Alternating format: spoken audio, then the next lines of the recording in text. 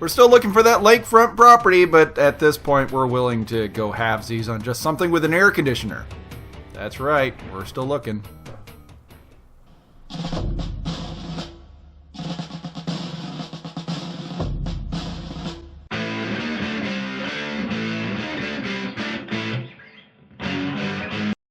In this 20,000 point brush up, I am taking a traditional clan cavalry list with an ally of convenience who is anchoring the back line with a longbow.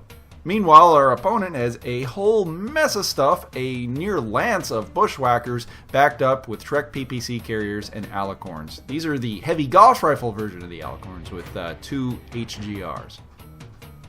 We're playing a traditional matchup, the same one that we've been playing the last few scenarios, where we have to take this objective, highlighted here, and be within it for 3 turns, getting a point every turn we hold it uncontested. We just have to stay within 3 hexes of it. And this time, you'll notice that we're no longer concerned about lakefront property. It's just a real kick-ass air conditioner that we're trying to take over.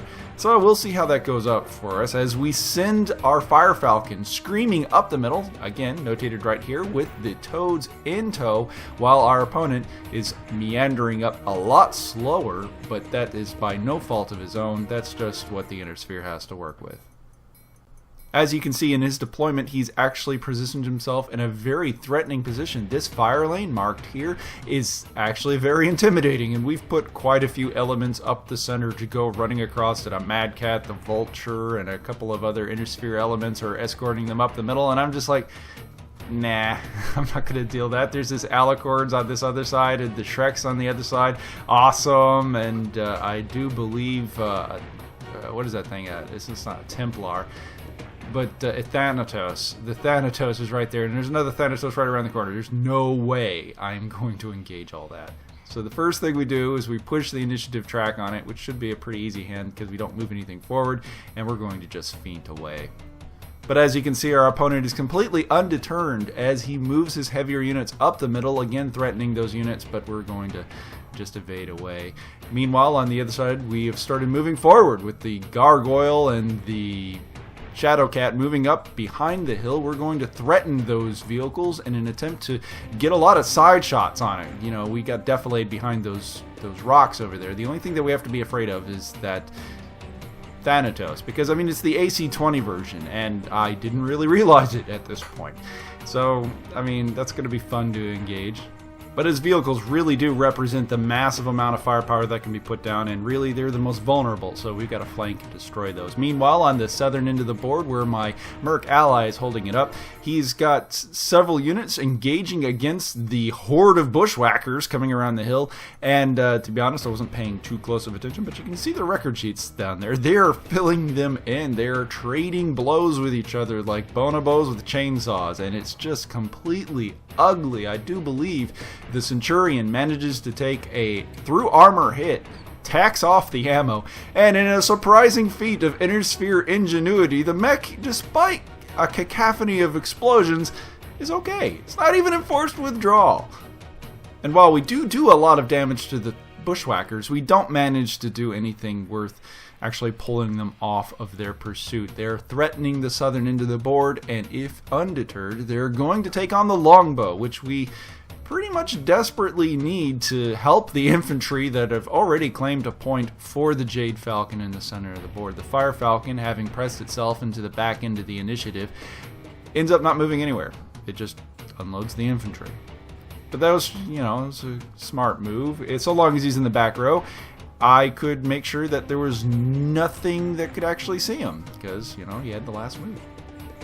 But our opponent is still going to press their weight as they move forward, seizing all the means in which they can, because you can see they're actually kind of overwhelming the line. Despite our early successes in moving fast up the center, we managed not to completely overwhelm our enemy.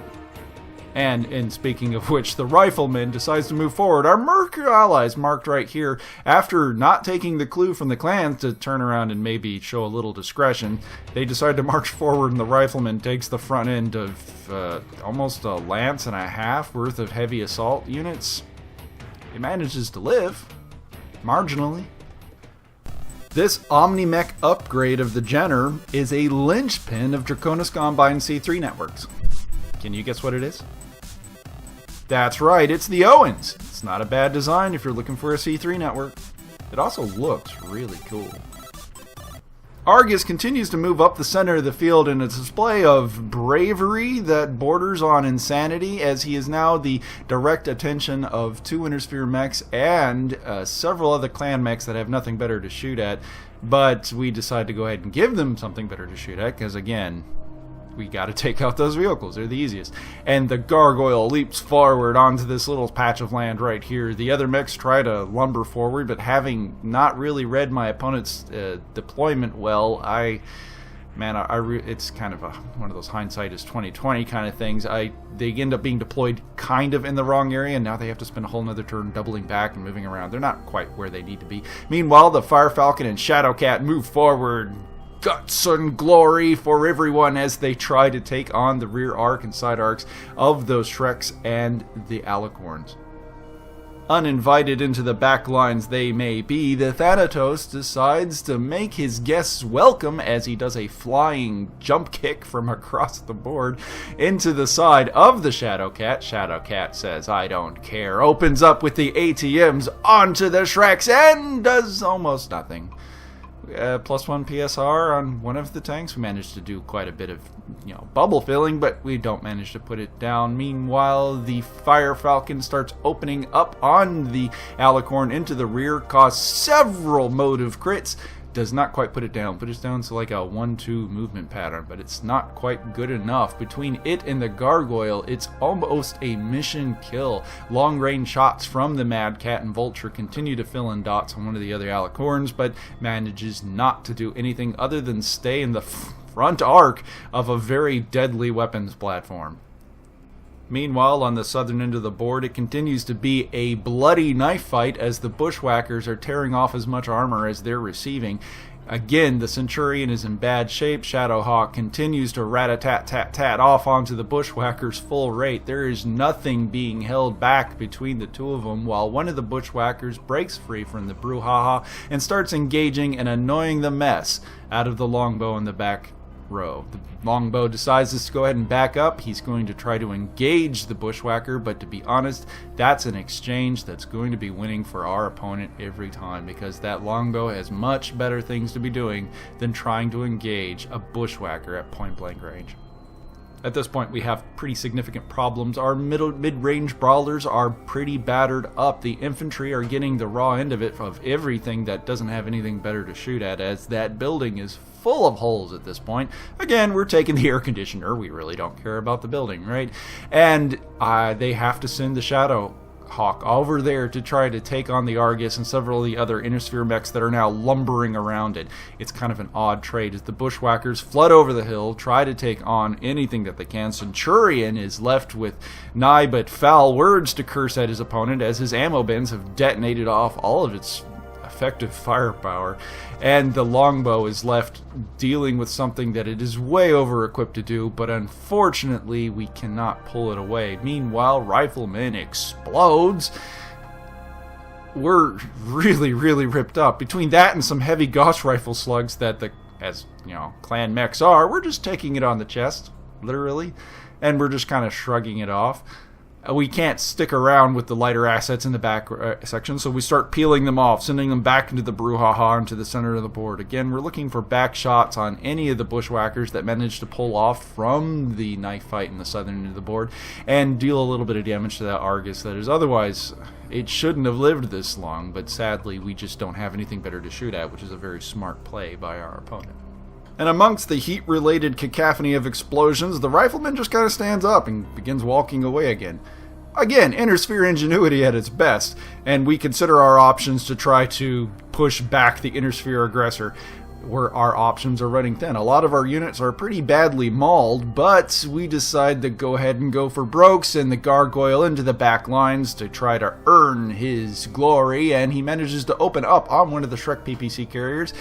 Doesn't do a whole lot of damage to it with its LBX and SRMs, go figure, but random shot off of the ER-PPC equipped Mad Cat manages to cause a motive crit on the other PPC carrier that was running away from the Gargoyle and manages to kill it outright. Hey, how about that?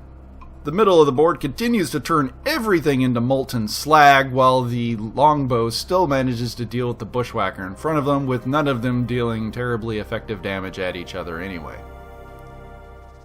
And that's about where we called it, about turn 4 or so. Yeah, Battletech sometimes runs long, and this is one of those games where it just kind of didn't go as quickly as it possibly could have. Nonetheless, it was a good game, fun game. We went ahead and called it a draw since they had actually lost units, but our units had been, we had 2 units that had suffered from ammo explosions, and they're just kind of walking around like, hey man, this is Tuesday. Man, I come from Memphis, man. This is normal. But objectively, I would willingly admit that Fatbird was in a better position to overrun us. Their units were just in better condition. The units that did suffer from catastrophic explosions functioned like it. So it was a draw. But then, I'm editing this, ain't I? Jade Falcon wins. They are the best. This is a 100% legitimate ending. This has been an Ouchies Batrep, and thanks for watching. Anything else from the Bushwhacker? Well, I could try a pair of LRM5s, but I doubt they would hit at +6. 7, 8. You might need 12 that fast. Oh, you need 11s. Oh, 11s. Yeah. Oh, sure then. Why not? If it's only 11s. It's not like you're paying for the ammo, right? Right. Ah, one of them hit! And the other one almost hit. Almost. How about that? Okay, quantity. 6 on a 5. Got 3. Location. 7 left torso. It'd be so sweet if it was a crit and took the layout. Like, wow, what were the odds?